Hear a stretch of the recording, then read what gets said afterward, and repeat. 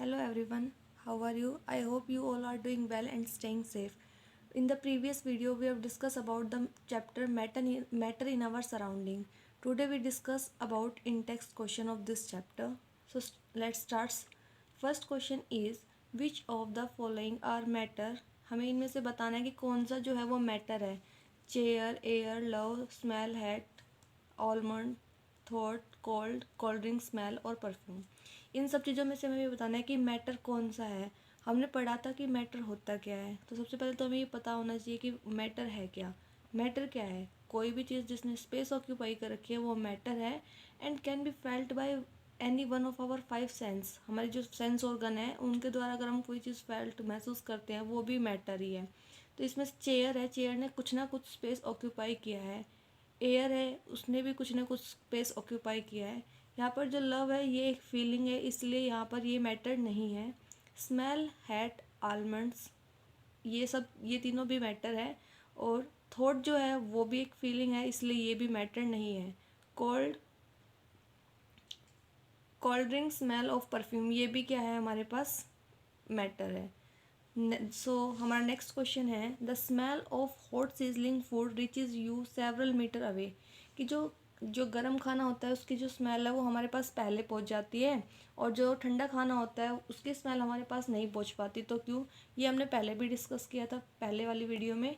The particular of matter have kinetic energy. The particles of matter, कि matter के पास जो particles होते हैं उनके पास कुछ ना कुछ काइनेटिक एनर्जी होती है. And that's why they are constantly moving. Kinetic energy होती है. तो काइनेटिक एनर्जी का मतलब क्या होता है?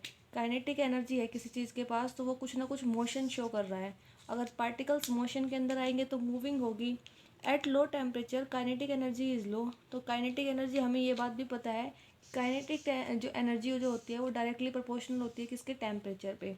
अगर काइनेटिक एनर्जी हमारी लो है तो अगर टेम्परेचर हमारा लो है तो काइनेटिक एनर्जी जो होगी वो हमारी कम होगी. तो पार्टिकल्स भी कैसे मूव करेंगे? Slowly slowly. क्योंकि पार्टिकल्स जो है वो किस पर डिपेंड है? काइनेटिक एनर्जी की मोशन पर डिपेंड है. और अगर काइनेटिक एनर्जी ही कम है हमारी तो पार्टिकल्स है वो कैसे मूव करें? स्लोली. बट एज टेम्परेचर को अगर हम इंक्रीज़ करते हैं तो काइनेटिक एनर्जी इंक्रीज़ होती है तो पार्टिकल्स के अंदर जो मोशन आता है वो भी बढ़ता है. इसलिए जो पार्टिकल्स जो निकलेंगे गर्म खाने के अंदर से तो जो भाप निकलती है वेपर्स की फॉर्म में निकलते हैं. तो इसलिए जो हॉट सीजलिंग फूड की जो स्मेल है वो हमारे नोज़ तक पहुंच जाती है as compare to cold food. Next question is diver is able to cut through water in swimming pool. कि जो डाइवर है वो एबल हो पाता है वाटर में स्विम करने के लिए. What property of matter does this observation show. कि कौन सी प्रॉपर्टी है जो ये ऑब्जर्वेशन हम देख रहे हैं ये क्या बताती है? मीन्स जो ये diver is able to cut through water in swimming pool, ये क्वेश्चन हमें क्या बताना चाहता है? हमने क्या ऑब्जर्व किया है? The particles of water have force of attraction but these force of attraction are not strong. देखो अभी तक हमने पढ़ा है कि सॉलिड और लिक्विड के और सॉलिड, लिक्विड एंड गैस, इनके बीच में कुछ ना कुछ क्या होता है? फोर्स ऑफ अट्रैक्शन होता है.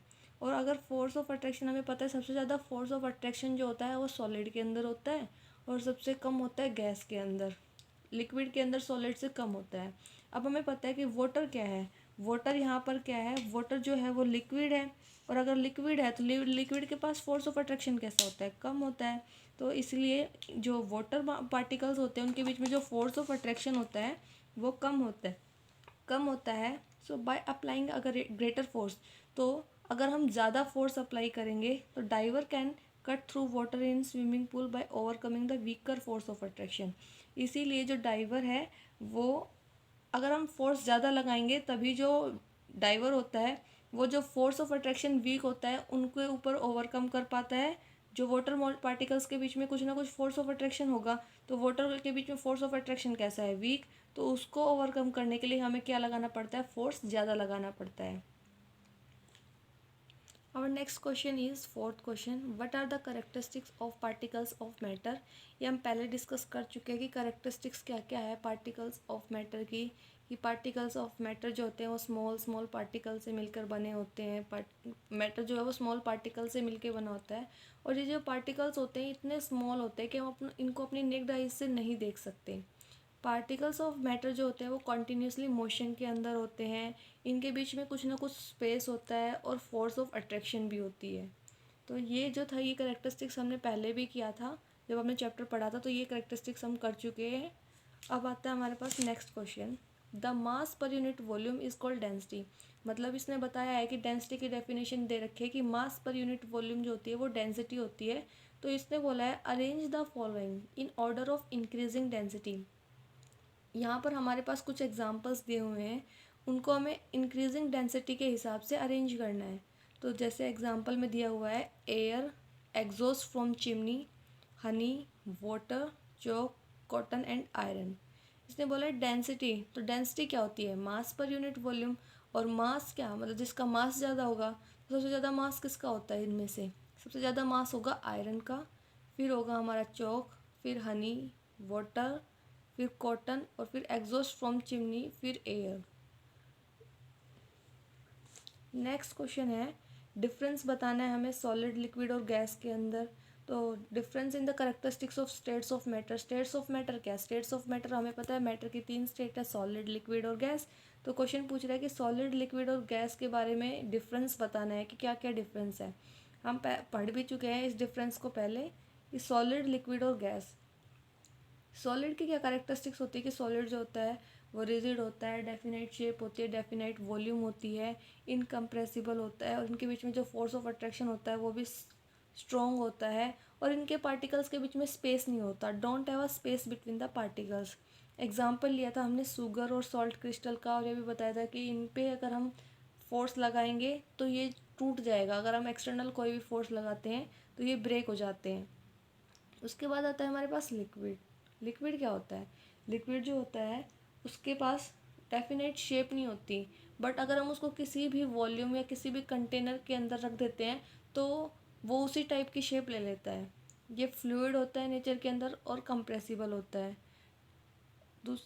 इसके अंदर जो फोर्स ऑफ अट्रैक्शन होता है वो कम होता है किससे, सॉलिड से, लेकिन दे हैव और लेस स्पेस, मतलब कि सॉलिड से ज़्यादा स्पेस होता है और गैस से स्पेस कम होता है। एग्जाम्पल होगा वाटर का। फिर उसके बाद है गैस।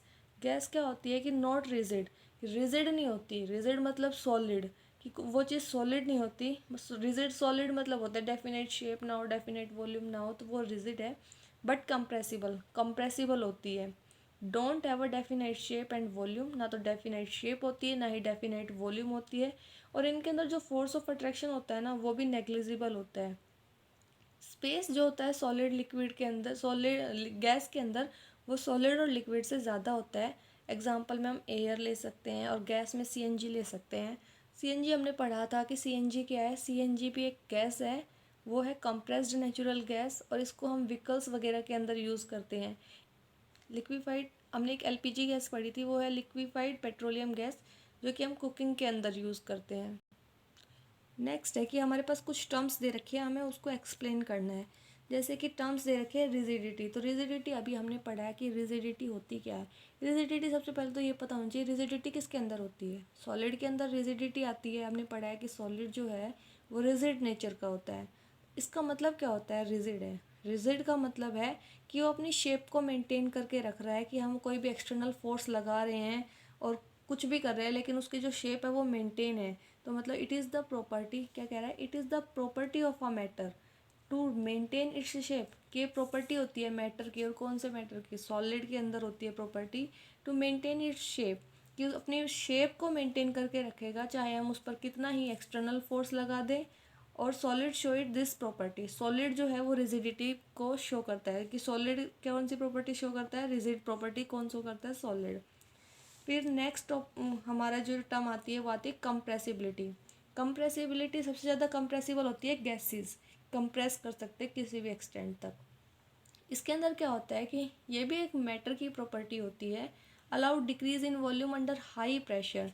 तो कंप्रेसिबिलिटी के अंदर वॉल्यूम क्या होता है, डिक्रीज होता है, decrease in volume under high pressure, की जो वॉल्यूम है वो किसी चीज़ की कम हो जाती है, और जब भी कभी हम वॉल्यूम को कम करते हैं तो प्रेशर को क्या करना पड़ता है, हमें इंक्रीज। वॉल्यूम कब डिक्रीज होगी, जब प्रेशर हाई होगा। ये बात ध्यान रखनी है कि वॉल्यूम डिक्रीज कब होगी, जब प्रेशर हाई होगा। Next is fluidity. फ्लूइडिटी क्या होती है, फ्लूइड, फ्लूइड इन नेचर हमने पढ़ा था कि कौन होता है fluid in nature, fluid in nature होता है लिक्विड। लिक्विड जो होता है वो फ्लूइड होता है नेचर के अंदर, फ्लूइड का मतलब होता है इजीली एबल टू फ्लो, या जो फ्लो कर पाए, और and allow change in its shape, और अपनी जो शेप आती है उसके अंदर भी चेंजमेंट लाए, वो क्या होता है फ्लूइडिटी। कोई भी अगर हम एक्सटर्नल फोर्स लगा रहे हैं तो उस एक्सटर्नल फोर्स की हेल्प से वो अपनी जो स्टेट है, मीन्स जो अपनी शेप है, वो क्या कर रहा है, चेंज कर रहा है। और फ्लूइडिटी लिक्विड के अंदर मेनली देखी जाती है। फिर आती है filling a gas container, this is our next term, filling a gas container. तो इसमें क्या है, हमें पता है गैस की बात हो रही है, गैस जो होती है वो कंप्रेसिबल होती है नेचर के अंदर। सो इसको हम कहीं भी किसी भी कंटेनर के अंदर फिल कर सकते हैं एट हाई प्रेशर पर। कंडीशन है कि किसी भी कंटेनर के अंदर फिल तो कर सकते हैं, लेकिन प्रेशर कैसा होना चाहिए, प्रेशर जो होगा वो हाई होगा। इसके अंदर एक और बात है कि हमने ये भी पढ़ा था कि गैसेस को हम किसी भी कंटेनर या किसी भी वेसल के अंदर रखते हैं तो वो with a vessel at high pressure, हाँ, कि गैसेज है वो कंप्रेसिबल होती है नेचर के अंदर and can be filled with in a vessel. किसी भी वेसल के अगर अंदर हम डालते हैं गैस को, उसके लिए एक कंडीशन होगी कि वो हाई प्रेशर पर ही होगी। अगर हमने प्रेशर को कम कर दिया तो फिर गैस को हम फिल नहीं कर सकते वेसल के अंदर। नेक्स्ट जो टर्म आती है वो आती है शेप। शेप जो होती है ये हमारी तीनों ही स्टेट ऑफ मैटर के अंदर पड़ी जाएगी, मतलब सॉलिड के अंदर भी शेप होती है, लिक्विड के अंदर भी और गैस के अंदर भी हम शेप के बारे में पढ़ते हैं। तो शेप जो है वो किस पर डिपेंड करती है, ऑन स्टेट्स ऑफ मैटर पर डिपेंड करती है कि वो सॉलिड है, लिक्विड है या फिर गैस है। मेनली तो जो सॉलिड होती है उसी की डेफिनाइट शेप होती है। लिक्विड और गैस की ऐसी कोई डेफिनेट शेप नहीं होती, गैस की तो डेफिनेट शेप होती नहीं है। लिक्विड के अंदर फिर भी क्या होता है, लिक्विड के अंदर शेप जो आती है वो उस कंटेनर के हिसाब से आती है कि हम किस कंटेनर के अंदर किसी चीज़ को डाल रहे हैं। जिस भी कंटेनर के अंदर हम किसी चीज़ को डालते हैं लिक्विड उसी टाइप की शेप ले लेता है। लिक्विड की ऐसी कोई फिक्स शेप नहीं है कि ऐसी ही रहेगी जैसी थी, अगर हम उसको जैसे बर्तन में डालेंगे वैसे ही शेप वो गेन कर लेगा। उसके बाद आता है हमारे पास next topic, that is kinetic energy. तो काइनेटिक एनर्जी क्या होता है, काइनेटिक से ही पता चल रहा है, देखो काइनेटिक और एनर्जी, तो ये तो मुझे पता चल गया इस वर्ड से ही कि ये एक टाइप की एनर्जी है। दूसरा हमने पढ़ा काइनेटिक, काइनेटिक मतलब क्या होता है, मोशन। तो एक ऐसी एनर्जी जो क्या प्रोड्यूस करे, मोशन को पजेस करे, वो क्या होता है हमारा काइनेटिक एनर्जी। जितना ज़्यादा मोशन होगा उतना ही ज़्यादा काइनेटिक एनर्जी होगी, क्योंकि काइनेटिक एनर्जी जो है इसका मतलब ही, काइनेटिक मतलब क्या है, मोशन है, और एनर्जी मतलब एनर्जी। तो जितना ज़्यादा मोशन उतनी ज़्यादा क्या होगी, काइनेटिक एनर्जी। काइनेटिक एनर्जी सबसे ज़्यादा किसके अंदर होती है, काइनेटिक एनर्जी सबसे ज़्यादा होती है गैस के अंदर, फिर लिक्विड और फिर सॉलिड के अंदर। अब गैस के अंदर क्यों होती है, क्योंकि गैस के अंदर फोर्स ऑफ अट्रैक्शन जो होता है वो नेग्लिजिबल होता है, मीन्स एकदम बहुत ही कम, या फिर बोलो ना के बराबर सा होता है गैस के अंदर जो फोर्स ऑफ अट्रैक्शन होता है। अगर उसके अंदर देखिए, अगर फोर्स ऑफ अट्रैक्शन कम है तो पार्टिकल्स है वो फ्री है इधर उधर घूमने के लिए, तो इसीलिए वो इजीली मोशन शो कर पाते हैं, मोशन कर पाएंगे, इसलिए काइनेटिक एनर्जी गैस की ज़्यादा होती है। फिर हमारी नेक्स्ट टर्म आती है और वो नेक्स्ट टर्म है डेंसिटी। डेंसिटी क्या होता है हमारे पास, डेंसिटी जो होती है वो होती है हमारे पास मास पर यूनिट वॉल्यूम। ये हमने पहले भी एक क्वेश्चन में पढ़ा था कि डेंसिटी क्या होती है, डेंसिटी हमारी होती है मास पर यूनिट वॉल्यूम। डेंसिटी को अगर हम इसके ऐसा यूनिट निकालें तो डेंसिटी में जो ये मास है, मास की यूनिट क्या होती है, किलोग्राम, और वॉल्यूम क्या होता है मीटर क्यूब के अंदर, तो ये क्या बन गया, किलोग्राम पर मीटर क्यूब।